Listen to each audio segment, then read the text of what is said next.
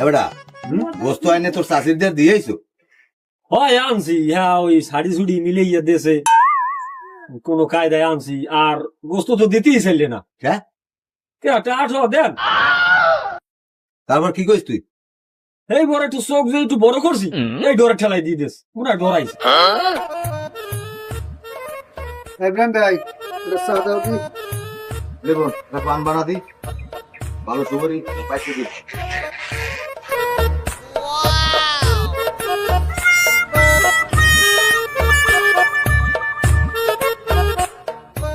আগস্টে যখন ঢাকায় গন্ডগোল চলে, আচ্ছা, তোমরা তো আমার বিশাল ভূমিকা আছে। তোমরা তো দেও না, তোমরা তো গ্রামে আছে না, জানো না। আমার উপর দিয়া গুল্লি পড়ছে মনে হয় কয়েক হাজার, কিন্তু আমি একটা গাবলা মাথায় দিয়েছিলাম, আমার মাথায় লাগে না। এদিকে আছে ওদিকে বিভিন্ন জায়গায় যাত্রা হয়েছে, সমস্যা নাই। কারণ দেশ স্বাধীন করছি কিন্তু আমি। গুলিস্তান কিন্তু পুরো আমার আয়ত্তে আনলে, গুলিস্তানটা ধরতে গেলে আমি স্বাধীন করছি। কারণ আমারে তোমরা মুক্তিযোদ্ধা কইতে পারো, কারণ মুক্তিযোদ্ধা খেতাব যদি আমারে না লেহায় নাম, তাহলে এই দেশের জন্য একটা কলঙ্কিত অধ্যায় থাকতে দিবে। জীবনে একটা ভুল করবে। এই যে আর এখানে একটা ইট করছে, এই এন্ডে কিন্তু সাইলে গেছে, আর এই যে ওর পাশায় একটা মিশেল পড়িয়া এন্ডে অর্ধেক নামিয়ে গেছে, আমি নিজের হাতে সেলাই দিছি। সাফা বাদজামি কম না, পাহাবা মুতা হবে না, আবার সাফা মারতে। আমার একটা ইজ্জত আছে এলাকায়। ভাই কথা তো অনেকই শুনলাম, এখন আমার টাকা কয়টা দাও। কিসের টাকা? তুমি আমার টাকা পাও? ঢাকায় যাইয়া নিজে হাত দিয়ে পকেট দিয়া টাকা উঠে লই গেলাম, এখন কিসের টাকা? ও বুঝি বুঝি, 2500 টাকা না?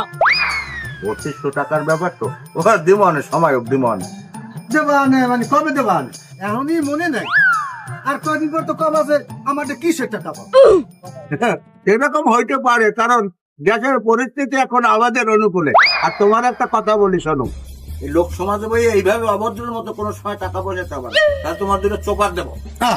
টাকা আমি পামু, সোফার আমার দেবে মানে? চোপার দেবো না? চোপার দিলে হবে কি বদমাই? ভদ্রতা বোঝে না কিছু। সাথে যাও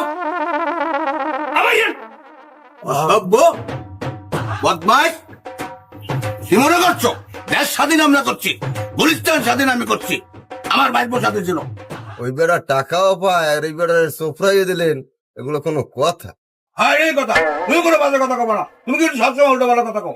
হ্যালো আপনি কেনা হাজির না, আরো শেষ করে আর কয়দিন খাইছে মনুরা? শেষ তো শেষ হয়ে যাবে, আর কয়দিন বাকি আছে?